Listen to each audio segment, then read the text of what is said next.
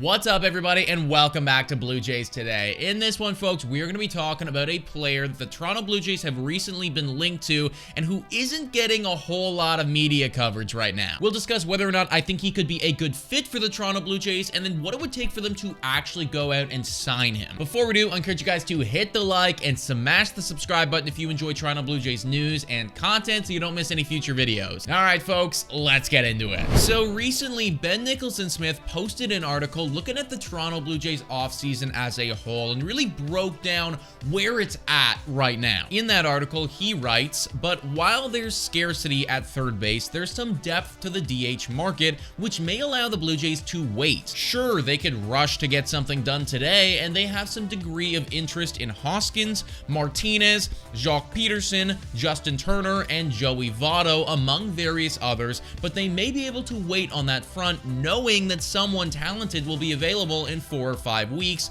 perhaps at a lower price. Now, the context of that little blurb right there is Ben Nicholson-Smith trying to find a way for the Jays to save a little money and not give a bazillion trillion dollars to Scott Boras. But either way, the list of guys that he came up with there is definitely kind of interesting. Now, on this channel, it is well documented that I am a fan of Justin Turner, right? I have come out and I have said that I think he would just be a perfect band-aid solution over there at third base, so you don't need to pay Matt Chapman a crazy amount of money, and you can allow those young kids that you have in the prospect system to develop. We've also come in and said that Rhys Hoskins, he could be a sneaky pickup, right? Even though he's coming off of injury, the guy has been phenomenal in his career. And I mean, speaking of phenomenal careers, JD freaking Martinez, I mean, that guy is potentially a Hall of Famer, right? So you bring him in, like, you're looking pretty good. Someone, though, that Ben Nicholson-Smith brought up right there that we haven't really talked a whole lot about here is Jock Peterson. Jock Peterson spent last year with the San Francisco Giants and put up a relatively solid year. He hit for a .235 batting average, had a .348 on base,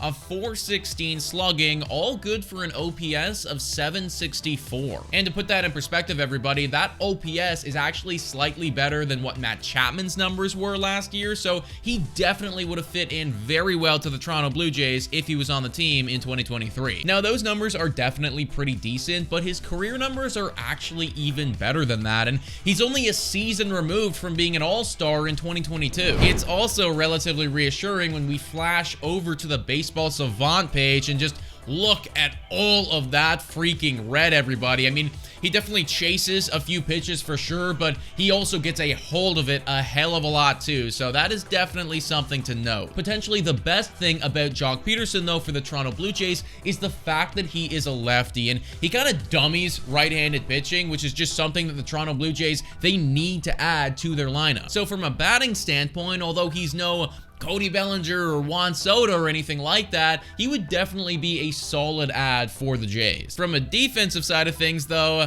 not so much. Defensively, he definitely isn't the strongest, and it actually looks like last year the Giants started to phase him out of the field and started utilizing him more as a DH. Now, this isn't the worst thing for the Toronto Blue Jays. I mean, they're already looking at JD Martinez, and his primary role would just be to DH, but it is still a detractor from what his value is. And speaking of his value, if we flash over to Spot Rack right here, they have an estimated market value of $15.8 million and a projected contract for 2 years of just over $30 million for Jock Peterson. Now, in my opinion, although the bat could definitely be nice on the team, if that was the contract, I don't know. I mean, when you look over at the fact that Lourdes Gurriel Jr. just got paid $42 million for 3 years, paying Jock Peterson $31 million for 2 years, just doesn't seem like a good deal to me. It should also be noted that, in my opinion anyways, Jock Peterson is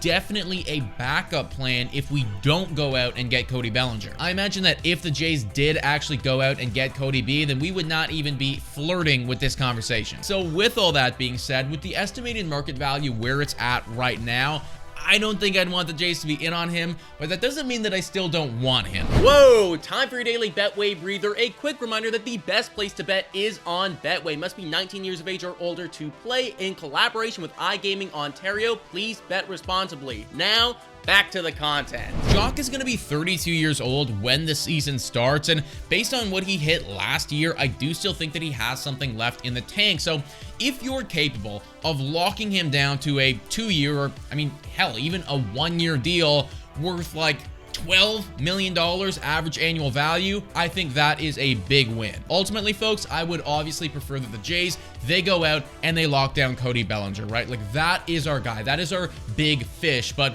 with the way that the offseason is going right now, I think that the fan base as a whole, myself included, we really need to start opening our minds right now and kind of just accepting the fact that we might not get the big fish this offseason. It might have to be an offseason where it is a few of those guys that Ben Nicholson-Smith listed, right? Like, maybe it's a Rhys Hoskins, maybe it's a Jock Peterson, maybe it's a relief pitcher, right? Like, maybe that is the offseason, and most of the offensive upgrades have to happen internally. In fact, that is literally what Ben Nicholson-Smith went on to say in his article. He talks about how some of those offensive improvements, maybe they need to happen internally, right? Maybe it's Guerrero that needs to step up, or Kirk, or somebody else, you know. But if we miss out on Cody Bellinger, coming to terms with getting a Peterson, getting a Martinez, right? I think that is the route that the offseason might be headed in. But folks, let me know your thoughts in the comments down below. Thank you so much for watching, everybody. And as always, go Jays go.